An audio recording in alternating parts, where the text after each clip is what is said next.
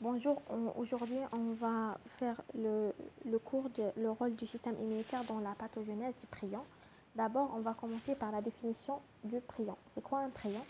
Les prions sont définis comme des particules infectieuses protéiques composées uniquement d'une protéine endogène, repliées de manière aberrante et dépourvues d'acide nucléique.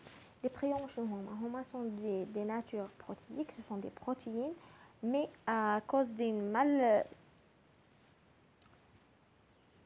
malconformation, elles devenaient infectieuses. Les prions sont résistants aux agents détériorant les acides nucléiques, la lumière ultraviolet, la chaleur et la formaldéhyde isonucléase. Les prions sont sensibles, ce sont des caractéristiques, sont sensibles aux agents inactivant les protéines, parce que c'est la nature protéique, inactivés par l'hypochlorite, par le NaOH et par l'autoclave. Il existe des preuves qu'un changement de conformation de la forme normale alpha-hélicoïdale, c'est ça le principe, alpha-hélicoïdale connu sous le nom de PRPC aux protéines prions cellulaires, à la forme anormale en feuillet bêta-plécé. Et la forme feuillet bêta-plécé, c'est-à-dire c'est la forme anormale, la forme infectieuse qui elle peut causer par la suite des maladies. Connu sous le nom de PRPSC. Ces nouvelles entités moléculaires sont responsables de nombreux mais rares troubles neurodégénératifs chez les animaux et les humains, collectivement définis comme des maladies prions ou encéphalopathie spongiforme transmissible, qui incluent des maladies comme la maladie de Creutzfeldt-Jakob chez l'homme, l'encéphalopathie spongiforme bovine parce qu'elle touche les bovins.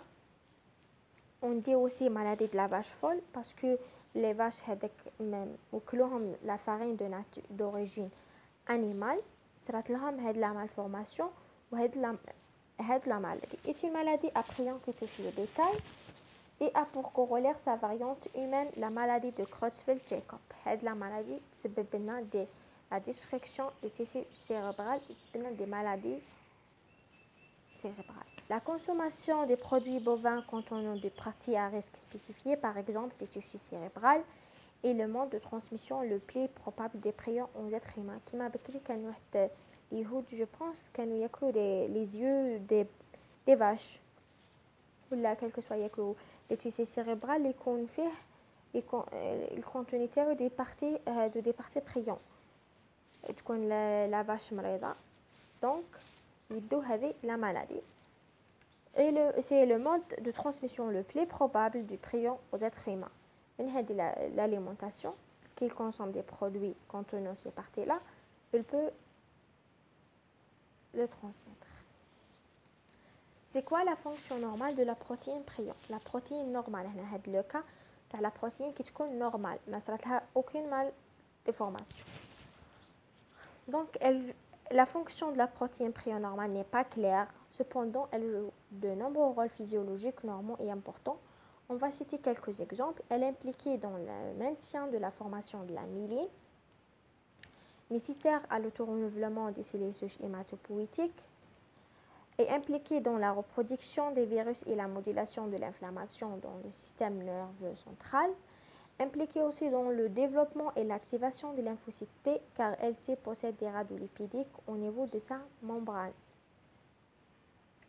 Elle peut aussi moduler la réponse immunitaire à son avantage, peut inhiber la fonction des macrophages qui engloutissent aux phagocytes d'autres débris, etc. L'inhibition de la phagocytose. Comment elle entre cette prion-là dans l'organisme? Elle peut entrer par l'alimentation, par injection, lors de la transplantation de cornée. Peuvent également pénétrer par le biais de transfusion sanguine, ce qui démontre que le sang permet aux prions de pénétrer dans le cerveau. Les prions peuvent pénétrer par voie orale et traverser la paroi du tube digestif. Elles traversent la paroi du tube digestif et elles résistent au pH gastrique. Le rôle des systèmes immunitaires dans la pathogenèse des prions. Les prions se reproduisent et se développent dans les tissus lymphatiques, notamment les amygdales, la rate, les plaques de Peyer dans l'intestin et les ganglions lymphatiques. Les biopsies de l'amygdale peuvent détecter des maladies à prions. Quand on va faire des biopsies d'amygdale, on peut détecter la maladie. On peut trouver ces prions l'échantillon. Voilà. La rate est un endroit important pour les prions. Il n'y a pas de réponse inflammatoire dans le tissu cérébral infecté, pas de réponse de cellules inflammatoires. Aussi, il n'y a pas de réponse immorale à anticorps spécifiques des prions et aussi pas de déclenchement de réponse adaptative cellulaire ou LT. Donc, le système immunitaire, il ne peut pas connaître cette prion comme un antigène ou un corps étranger. Les cellules T et les prions, il semble que les cellules T ne soient pas responsables de la multiplication des prions.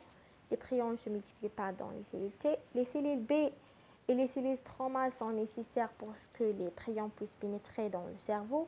Mais une fois qu'ils arrivent au cerveau, ils ne dépendent pas des cellules B pour se propager. Juste, ils le cerveau, خلاص, les cellules B, les cellules stromales, ما عندها حتى رول. Par rapport aux cellules dendritiques, les cellules dendritiques folliculaires semblent jouer un rôle dans la multiplication des prions. Les cellules dendritiques, c'est un piégeage.